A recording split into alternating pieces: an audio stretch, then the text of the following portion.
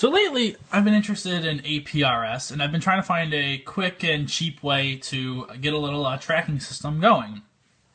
So after reading some stuff online, I found out that there's this great program for Android phones called APRS Droid, and you can get it for free online. It's pretty powerful in that it can do basically everything that APRS itself supports. So it'll do, you can send messages, you can obviously track people, you can receive signals and upload them. But I just want to make a simple tracker. So what I've done is I've gone ahead and downloaded the APRS Droid app. As you can see, I've used it a little bit. But once you get it, you're going to need to go over to your preferences on here and get your call sign put in and get an APRS passcode. It's pretty easy to do. Just follow the directions within the program.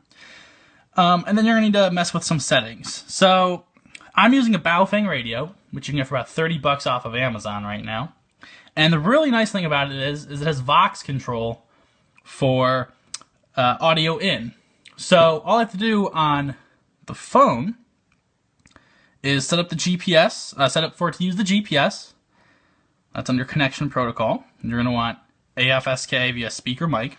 As you can see, there's a ton of things. You can do this without a radio at all if you'd like to use the internet, but this is an old phone. It doesn't have any service right now, so I'm really just using the GPS. That's the only wireless part on the phone that I'll be using.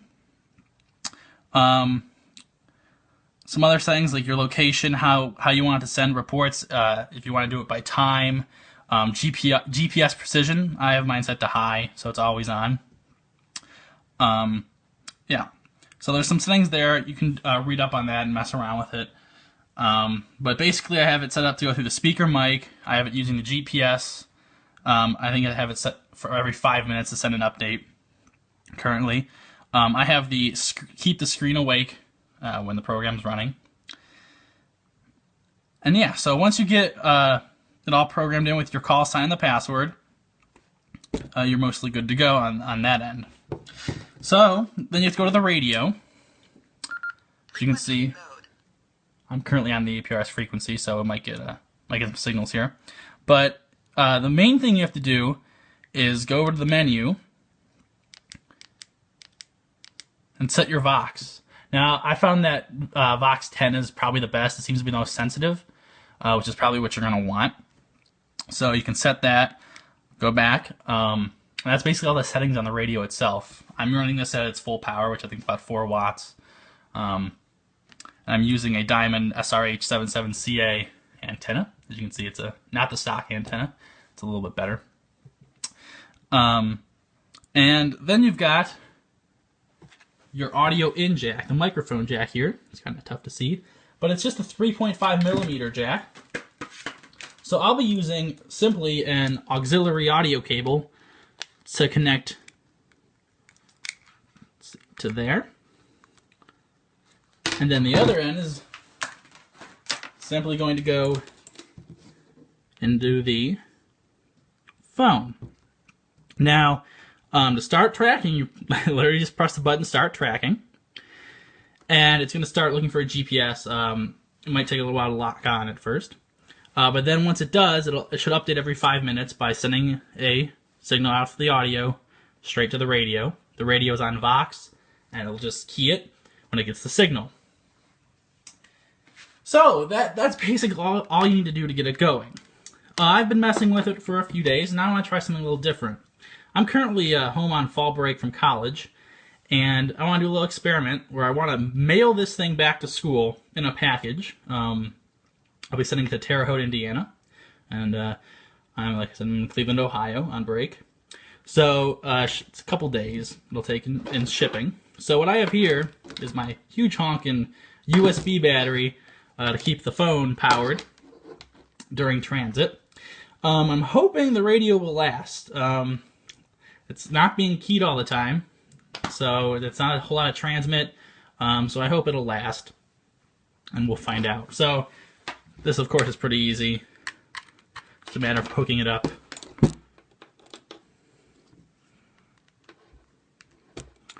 For power, and that should get me there.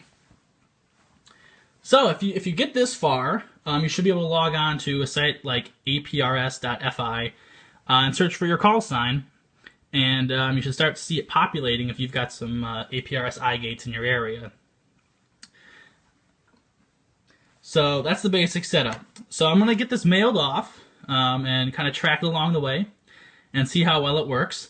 I've been using the Baofeng lift this antenna in my car, kind of in the area, and I've been getting decent results, so not too sure what to expect in terms of how well my signal will get out while it's in shipping, but I thought it'd be a pretty cool experiment. So I'm going to go ahead and send it off, and I'll get back once I get the package back.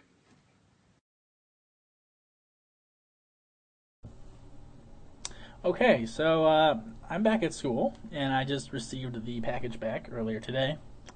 I picked it up, I opened the box, and everything was dead. The phone was, battery was dead, and so was the radio.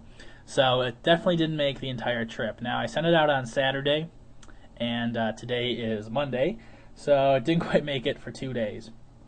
But let's go ahead and see what packets it picked up. So we're entering my call sign here, -7. I have a couple APRS units I've used, so 7 is that particular tracker.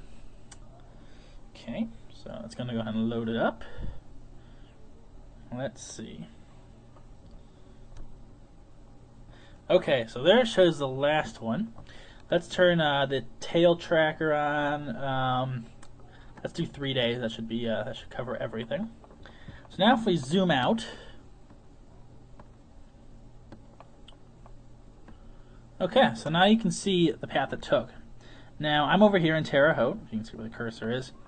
And the last packet looked like it was picked up over here around Richmond, which is just over the border of Indiana by Ohio.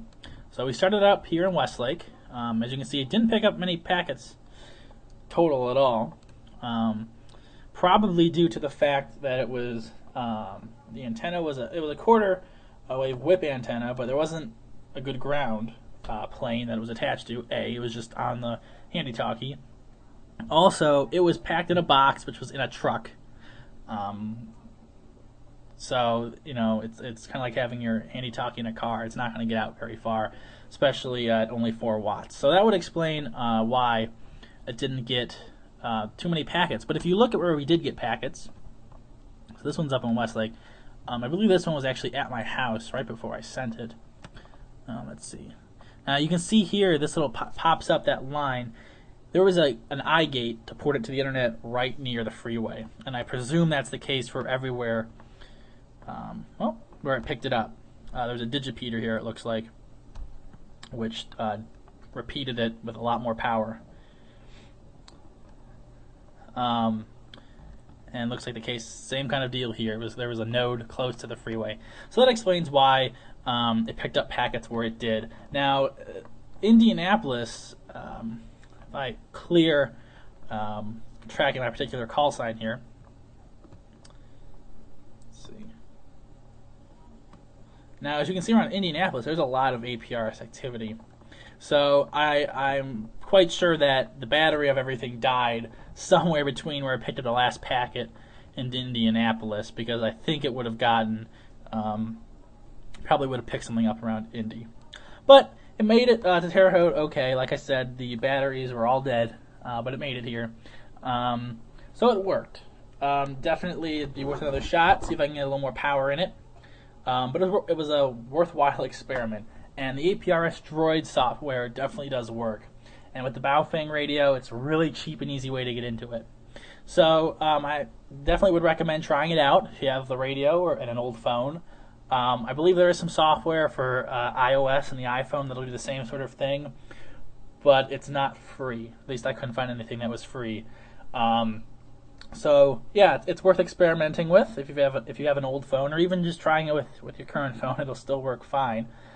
Mess around with the software, and you have a really easy to use little portable tracker APRS unit.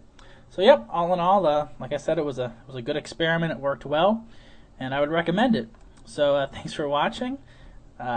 See y'all later.